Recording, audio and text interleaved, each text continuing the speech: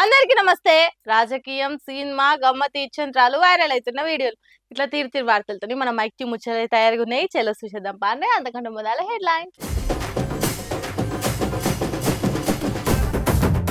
రేవంత్ రెడ్డి మీద హరీష్ పంచులు, ఇచ్చిన హామీల మీద ప్రాసలు. కేటీఆర్ చేసిండు హనుమాన్ భజనలు, స్వాములతో చేసిండు భోజనాలు. ధర్నా చేసిన మంచు మనోజ్, విష్ణు చేష్టలతో అయిందట నారాజ్. నాగార్జున సాగర్ మీద ఆంధ్రోల పెత్తనం, మనం చేతులు ముడుచుకొని చూస్తాన్నాం. ఇంటి పేరు మాత్రమే మంచు, కానీ వాళ్ళ ఇంట్లో ఎప్పటికీ మంటలే ఉడుతున్నాయి. అదేనులా డైలాగ్ కింగ్, కలెక్షన్ కింగ్ అనే మోహన్ బాబు ఇంటి ముచ్చట. ఈ గోడుస్తలేదు, ఆ గోడుస్తలేదు. ఇద్దరు కొడుకుల నడమ పచ్చగడ్డేస్తే భగ్గుమనే తట్టుంటారు. అసొంటోలిగో ఇప్పుడు కొత్త పంచాది ముందే తీసుకురు. చూసిండ్రా, మంచు మనోజ్ ధర్నా చేస్తున్నాడు. అప్పుడు మోహన్ బాబు ఇంటి గేట్ కాడుండి ఒరేయ్ పంది అని తిట్టిన కానీ అదే మనోజు అదే గేట్ ముందట మా నాన్న బయటికి రావాలి, మా డాడీతో నేను మాట్లాడాలి అన్నట్టు చిన్న సంచి వరుసుకొని కూర్చొని చేతిలో ఓ నీళ్ళ బాటిల్ పట్టుకొని గట్టిగానే పోరాటం చేస్తున్నాడు. అంత తొందరగా మంచు ఫ్యామిలీ మంటల ముచ్చట పోలీసులకు, మీడియాకు ఎట్లా తెలిసిందో గాని పోలీసులు బాగానే బందోబస్తుగా వచ్చిండ్రు. మీడియా కూడా కెమెరాలు వేసుకొని వీడియోలు తీస్తున్నారు. ఇప్పుడిప్పుడే జల్లాడుతున్న మంచు మంటలు మళ్ళా ఎందుకు అంటుకున్నాయి అంటే అంతా మంచు విష్ణు చేస్తున్న గడుసు పనులతోనే అంటున్నాడు మంచు మనోజు. తన బిడ్డ పుట్టినరోజును జైపూర్లో చేసుకుందామని రాజస్థాన్ రాష్ట్రం బయలుదేరిందట. అక్కడ బిడ్డ పుట్టినరోజు సంబరాలలో ఉంటాడు కదా మంచు మనోజు. హాగో అదే అదును అని అన్న మంచు విష్ణు 15 మందిని ఎంట పెట్టుకొని మనోజ్ ఇంటికి వచ్చి సామాన్లు పొట్టు పొట్టు వాళ్ళ కొట్టిండట. ఇంట్లున్న కార్లు ఎత్తుకపోయిండట. ఇగో ఇట్లా కార్లకు కొండి తలిగించుకొని అమాంతం ఎత్తుకొని పోయే వ్యాన్లతోని తీసుకుపోయిండట కార్లు. ఆ కార్లు మంచు విష్ణు ఆఫీసులు ఉన్నాయట. పోలీసులకు చెప్తే తీసుకొస్తాం, రికవర్ చేస్తామని అంటున్నారట గాని తీసుకొస్తలేరట. ఆగో అందుకే మా అయ్యతోని మాట్లాడతా అని జల్పల్లిలున్న మోహన్ బాబు ఇంటికి వచ్చిండు. ఏంది నాన్న, అన్న నా బతుకు నన్ను బతకనిస్తలేడు, మీ ఆస్తులు వద్దన్నా కదా, అయినా ఇంకా నన్ను ఎందుకు నాన్న తిప్పల పెడుతున్నారు అని అడుగుదామని వచ్చిండట. కానీ గేటు తీయలేదు, లోపలికి రానియలేదు. పోలీసులు కూడా మీ తండ్రి రమ్మంటేనే లోపలికి పోవాలి, లేకుంటే పోవద్దు అని చెప్పిండ్రట. అందుకే ఇదంతా అవసరమా, కూర్చొని మాట్లాడుకుంటే అయిపోతుంది కదా అంటున్నాడు మనోజు. ఎన్నోసార్లు నా మీద దాడి జరిగింది, సాక్ష్యాలతో సహా పోలీసులకు ఇస్తే ఇంతవరకు కేసులు పెట్టలేదు అంటున్నాడు. మరి పోలీసులకు మోహన్ బాబుకి ఏదన్నా సోపతున్నదో మనకు తెలియదు గాని మనోజ్కు న్యాయం చేస్తలేరని అంటుర్రు అతని ఫ్యాన్స్. చూడాలి మరి ఈ లొల్లి ఎన్ని రోజులు నడుస్తుందో, ఎంత దూరం పోతుందో. దొంగ పోలీస్ అంటే మనకి ఏం గుర్తొస్తుంది? దొంగ ఎన్నో చోరీలు చేసి పారిపోతుంటాడు. పోలీసులు పట్టుకునే తానికి వారు వెనుకనే ఊరుకుతుంటారు. అంతే కదా. పోలీసులను చూస్తే దొంగలకు భయం, దొంగలను చూస్తే పోలీసులకు సంబరం. కానీ ఇగో గీడ కొంతమంది పోలీసులు అంటే భయం లేదు అన్నట్టే ఏం చేసిండ్రో చూడండి. చూసిండ్రా ఎట్లా పోలీస్ కార్ల నుంచి ఫోజులు కొట్టుకుంటా దిగుతున్నారో. వెనక నుంచి మ్యూజిక్ వస్తా అంటే హీరోల తిరిగా ఒక్కొక్క అడుగు వేసుకుంటా ఫోజులు ఇస్తున్నారు. వాళ్ళ సొంత కారుకు పోలీస్ కార్ అన్నట్టు కలర్లు వేసి ఇట్లా చేస్తుండ్రు అనుకునేరు. కాదు, నాగర్ కర్నూలు జిల్లా అమరాబాద్ మండలం ఈగలపెంట పోలీస్ స్టేషన్లు ఉన్న కారును ఎత్తుకొని వచ్చి ఇగో గిట్ల రీల్స్ చేస్తున్నారు.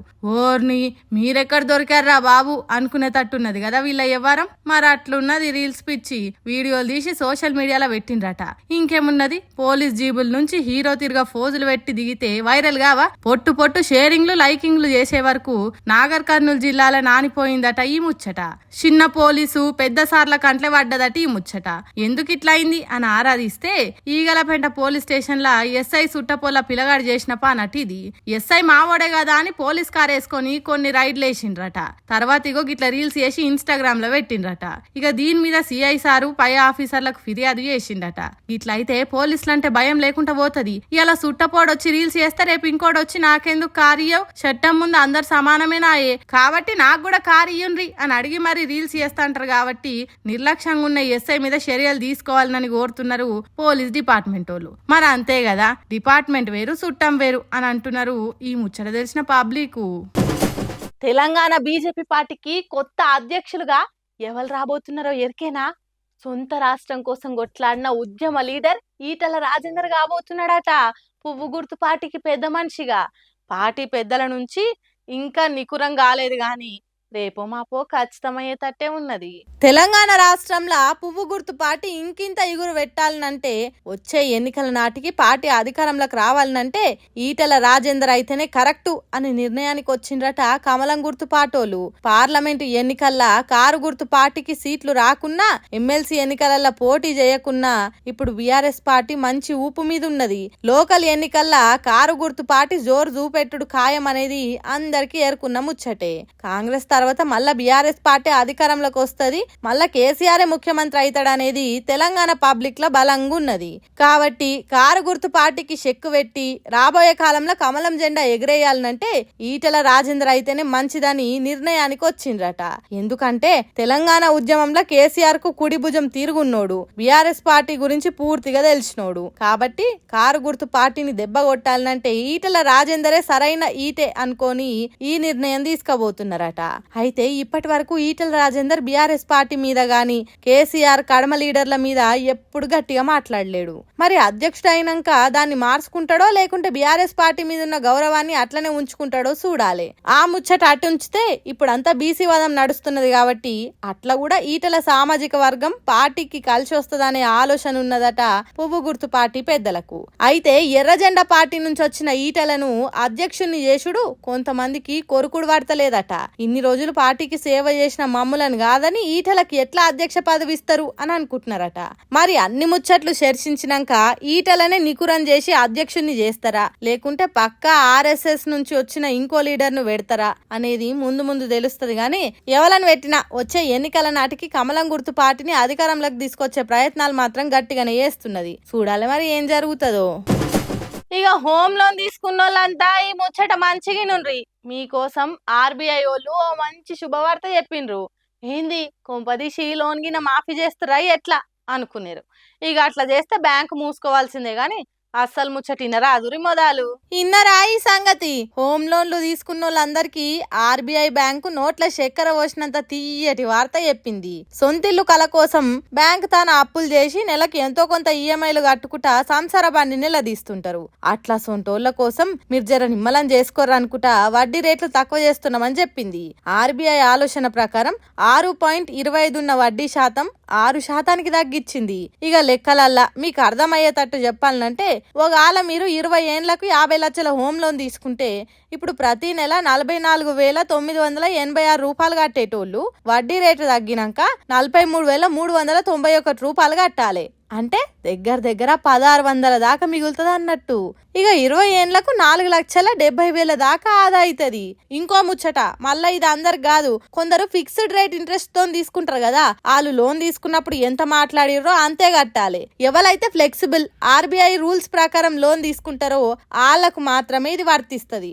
అప్పు ఎట్లకైనా అప్పే, అది కట్టక తప్పదు గాని ఎంతో కొంత తక్కువ అయితే నిమ్మలం తీయండ్రి అని సల్లబడుతుర్రట ఈ ముచ్చట ఎరకైన వాళ్ళు. ఇప్పుడు కాంగ్రెస్ సర్కార్ ప్రాజెక్టుల మీద తెలంగాణకు పట్టు లేకుండా చేస్తున్నది. ఆంధ్రోలు ఆధిపత్యం చేస్తుంటే చేతులు ఎత్తేసింది. ఈడ పంటలు ఎండబెట్టి ఆడ దండిగా వండేటట్టు చేస్తున్నది. ఇదేనా తెలంగాణ కోరుకున్నది? ఇందుకైనా తెలంగాణ తెచ్చుకున్నది అని బీఆర్ఎస్ పార్టీ అంటది కదా. అగో వాళ్ళు అన్నట్టే అవుతున్నది ఇప్పుడు.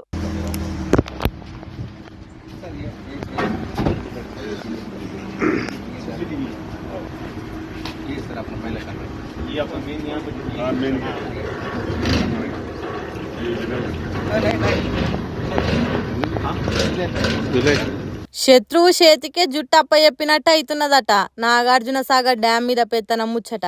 చూడుండ్రి, ఆంధ్ర సిఆర్పిఎఫ్ పోలీసులు తెలంగాణ భాగంలోకి వచ్చి ఆక్రమించుకున్నారట.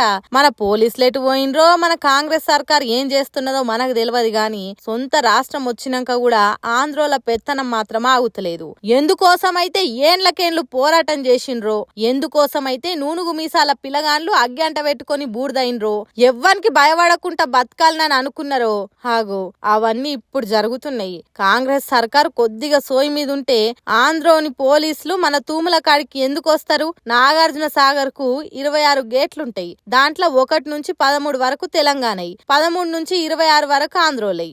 అయితే 1 నుంచి 13 వరకు ఉన్న గేట్ల కాడ మన పోలీసులు ఉండాలి. కానీ ఏమైందో ఏమో తెలంగాణ పోలీసులు 13వ గేట్ కాడ నుంచి ఖాళీ చేసే వరకు ఆంధ్రోలు ఆక్రమించుకున్నారట.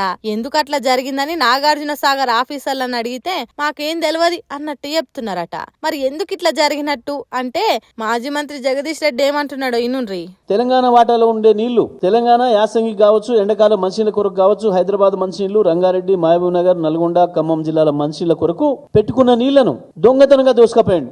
అప్పుడు అట్లా దోసుకపోయి మన పంటలు ఎండబెట్టిండ్రు. ఇప్పుడు తూములు ఆక్రమించి పెత్తనం చేస్తున్నారని చెప్పుకుంటా కాంగ్రెస్ సర్కార్ చేస్తున్న పనేందో చెప్పిండు. తెలంగాణ నిధులు ఢిల్లీకి, నీళ్లు ఆంధ్రప్రదేశ్కి. రేవంత్ రెడ్డి ప్రభుత్వం చేస్తున్న గొప్ప పని గిది ఇవాళ. ఇట్లా అనుడే కాదు, తెలంగాణలో సర్కార్ నేలుతున్నది రేవంత్ రెడ్డి కాదన్నట్టు చెప్పిండు. చంద్రబాబు నాయుడు గారు సమైక్య ఆంధ్రప్రదేశ్ లో ఏం జరిగిందో తెలంగాణలో వ్యవసాయ రంగం మళ్ళీ ఇవాళ అదే పరిస్థితి దాపురించింది. ఎందుకు అనంటే ఇక్కడ కూడా ఇవాళ పరోక్షంగా చంద్రబాబు నాయుడు గారి పరిపాలన సాగుతుంది. తెలంగాణలో పరోక్షంగా చంద్రబాబు నాయుడు గారి పరిపాలన సాగుతుంది. ఇన్నరా తెలంగాణ నేలుతున్నది రేవంత్ రెడ్డి కాదు చంద్రబాబే అన్నట్టు చెప్పిండు. మరి ఆంధ్రోళ్ళు మన తూముల కాడికి వచ్చేటట్టు ఎందుకు చెయ్యాలి, ఇట్లా ఎందుకు అనిపించుకోవాలి అని అంటున్నారట కాంగ్రెస్ పార్టీ కార్యకర్తలు. ఈ ముచ్చట తెలిసినాక పెద్ద పెద్దోళ్ళు ఎసొంటోలతో తిరుగుతారు, ఎసొంటోలతో తింటారు, ఏం కథ అందులో మాజీ మంత్రి BRS party working president KTR sir ఇంకెంత హుందాగుండాలి. కానీ సార్ సింప్లిసిటీ గురించి తెలిసిందేనా, మళ్ళీ మంచి పని చేసి వార్తలకే కిందిగిట్లా.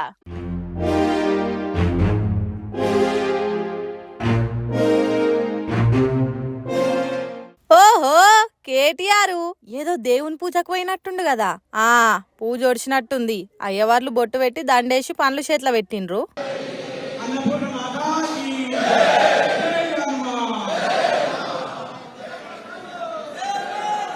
ఇగో గిక్కడ చూడుర్రి, సాములందరితోని తిననీకే కూస్తుండు. ఆగో వాళ్ళు ఎట్లా చెప్తే గట్లనే చేస్తుండు. ఓ దిక్కు మాట కలుపుకుంటేనే బుక్కలు పెడుతుండుగా. సిరిసిల్లాలైన హనుమాన్ పూజకు అక్కడోళ్ళు సార్ను పిలిస్తే వాళ్ళంత పాయిరం కొద్ది పిలిచినప్పుడు పోకుంటే మంచిగుండదని వీళ్ళు చేసుకుని సోపతోళ్ళని దోలుకొని పోయిండు. పోయినాక దేవుణ్ణి మొక్కి ఆడ హనుమాన్ మాలేసుకున్న సాములతోని కలిసి కూసోని మాట ముచ్చట అరుచుకుంటా అన్నం తిన్నాడు. ఎప్పుడు ఏడికి పోయినా పబ్లిక్ తోని ఆయన ఉండే సింప్లిసిటీకి ఇప్పటికే చాలా ఫ్యాన్స్ ఉర్రు. ఇప్పుడు చూసినాక ఆయన అభిమానులు కారుకర్తలాగుతారా ఇక చేతులు నొయ్యంగా షేర్లు చేస్తారు ఈ వీడియోలను. ఇప్పుడు దీని తర్వాత ఆయన ఖాతాలకు ఇంకొంతమంది అభిమానులు చేరినట్టే పోన్రి అని మాట్లాడుకుంటుర్రట. ఏదేమైనా సింప్లిసిటీ అంటే కేటీఆర్ అంటే సింప్లిసిటీ. మాజీ సీఎం కొడుకని కాకుండా ఆయనకైనని గిసొంటి పనులు చేసి మంచి పేరు తెచ్చుకుండు అని పొగడ్తల వాన గురిపిస్తుర్రు గులాబీ పాటోళ్ళు. పటాన్చెరు నియోజకవర్గంలో బీఆర్ఎస్ పార్టీ లీడర్ పబ్లిక్ పడుతున్న తిప్పల మీద పాదయాత్ర చేసిండు. ఆదర్శ్ రెడ్డి అనేట ఆయన చేసిన పాదయాత్ర ఉడిచినాక పెద్ద సభ పెట్టిండు. ఆగో ఆడికి పోయిన హరీష్ రావు కాంగ్రెస్ సర్కార్ను షెడు కూడా ఆడుకున్నంత పని చేసిండు. మరి హరీష్ రావు ఏం మాట్లాడిండు, ఎసొంటి పంచులేసిండు అనేది మనం కూడా వినాలి కదా. చలమాల ఏడాది అర్థంలో కుల్లం కుల్లా అయిపోయింది. పాలేందో నీళ్ళేందో తేలిపోయినాయి. 10 ఏళ్ల కేసీఆర్ పాలన ఎట్లుంది, ఏడాది అర్థం రేవంత్ రెడ్డి పాలన ఎట్లా ఉందో ప్రజలకు కుల్లం కుల్లా అర్థమైపోయింది. అన్నం ఉడికిందా లేదా అనేది తెలుసుకోనికి మొత్తం పిసికి చూడని అవసరం లేదు, ఒక్క మెతుకు విసికితే చాలు అన్నట్టు ఈ ఒక్క ఏడాది అర్థంలో తెలిసిందట జనాలకు. మేము రాగానే ఎల్ఆర్ఎస్ ఫ్రీగా చేస్తాము, కేసీఆర్ గారు డబ్బులు లాగుతుండు అన్నాడు. ఇప్పుడు ఏం చేస్తుండే ఎల్ఆర్ఎస్? ముక్కు విండి ఇలా పేద ప్రజల దగ్గర ఎల్ఆర్ఎస్ డబ్బులు వసూలు చేస్తుండు. మేము వస్తే ఫార్మాసిటీ భూములన్నీ రైతులకు వాపసిస్తా అన్నాడు. ఇవాళ ఏమంటుండు? లేలే కేసీఆర్ 14,000 తీసుకున్నాడు, నేను ఇంకా 16,000 తీసుకుంటా అంటుండు. అంతా ఉల్టా. మొన్న అసెంబ్లీలో అడిగిన రేవంత్ రెడ్డి నీ కొడంగల్లో ఏ ఊరికి చెప్తావో చెప్పు పోదాం, బట్టి విక్రమార్క నీ మధురలో ఏ ఊరు చెప్తావో పోదాం, లేదంటే మా పటాన్ చెరువుకు వస్తావా, మా సిద్దిపేటకు వస్తావా రా. ఏ ఊర్లోనన్నా 100% రుణమాఫీ అయిందంటే నేను అక్కడనే ముక్కు నేలకు రాస్తా, నువ్వు రాస్తావా అని అడిగిన. రైతు బంధు రాలే, 4,000 పింఛన్ రాలే, అక్క చెల్లెళ్లకు మహాలక్ష్మి రాలే, అన్ని మాటలు చెప్పిండు తప్ప ఏమి కూడా చెయ్యలే. ఇగో గిట్ల రేవంత్ రెడ్డి చెప్పిన మాటలకు చేస్తున్న చేతలకు ఉన్న తేడాను వరుస పెట్టి చెప్పిండు. కేసీఆర్ తెలంగాణను నిలబెట్టిండు, కానీ రేవంత్ రెడ్డి తెలంగాణను పడగొట్టిండు. కేసీఆర్ ఉన్నప్పుడు ప్రతి సంవత్సరం 12% గ్రోత్ ఉంటుండే. రేవంత్ రెడ్డి వచ్చినాక దేశ సగటులో సగానికి సగం పడిపోయింది తెలంగాణ జీఎస్టీ ఆదాయం. కేసీఆర్ చెట్లు పెడితే రేవంత్ రెడ్డి చెట్లు నరుకుతుండు. హైడ్రా పేరిట పేదల బతుకులు కూల్చిండు. హెచ్సియులో అడవులు నరికి ఆ మూగ జీవాల బతుకులను కూడా కూల్చిండు రేవంత్ రెడ్డి. కేసీఆర్ ది సాగు భాష అయితే రేవంత్ రెడ్డిది చావు భాష. ఇట్లా రేవంత్ రెడ్డి పాలనకు కేసీఆర్ పాలనకు తేడా ఏంటిదో ఒక్కొక్కటి పూసగుచ్చినట్టు చెప్పిండు. తర్వాత రేవంత్ రెడ్డికి ఢిల్లీ కాంగ్రెస్ లీడర్లలో ఉన్న పతారేంటిదో కూడా చెప్పుకొచ్చిండు. ఈయన ధర్నా పెడితే ఈయన పార్టీ నాయకుడు రాహుల్ గాంధీ ఢిల్లీలో ఉండి ధర్నాకు రాలే, అపాయింట్మెంట్ కూడా ఇయ్యలే ఈయనకు. లాస్ట్ కి ఈయన వాపస్ వచ్చిండు. ఈయన వచ్చినాక తెల్లారి మాత్రం మిగతా పిసిసి అధ్యక్షుడు ఉప ముఖ్యమంత్రిని అందరిని పిలిచి సోనియా గాంధీ ఫోటోలు దిగింది, రాహుల్ గాంధీ ఫోటోలు దిగింది. హాగో గంత పవర్ఫుల్ పతారున్నది రేవంత్ రెడ్డికి ఢిల్లీలా అన్నట్టు ఎద్దేవా చేసిండు. రేవంత్ రెడ్డి పాలన సగం సగం ఆగమాగం, ఏది చూసినా సగం సగం, అంతా ఆగమాగం. మూసి మూసి అన్నాడు 3 నెలలు ఉరికిండు, ఎల్లెలకెళ్ళ పడ్డాడు. హైడ్రా హైడ్రా అన్నాడు 6 నెలలు ఉరికిండు, ఎల్లెలకెళ్ళ పడ్డాడు. ఏదన్నా ఒక్కటన్నా కొనెళ్ళిందా? కోసిరి పెడితే కొనెల్లది అన్నట్టున్నదట సీఎం రేవంత్ రెడ్డి పాలన. తర్వాత వరంగల్ జరగబోయే బీఆర్ఎస్ పార్టీ సిల్వర్ జూబ్లీకి పెద్ద ఎత్తున రావాలని పటాన్ చెరువు పబ్లిక్ ను కోరిండు. ఏప్రిల్ 27 వరంగల్ మీటింగ్ కు పటాన్ చెరువు నుంచి పెద్ద ఎత్తున స్వచ్ఛందంగా కదిలొచ్చే విధంగా ఇప్పటి నుంచి ఏర్పాట్లు చేయండి. ఇగో ఇట్లా రేవంత్ రెడ్డి సర్కార్ ను కడిగి వారేసుడే కాదు, జరగబోయే పార్టీ పెద్ద పండుగకు సంబరంగా రావాలని కోరిండు. హైదరాబాద్ లో ఉన్న ఎర్రగడ్డ ప్రభుత్వ శాంతి దవాఖానకు మంచి పేరున్నది.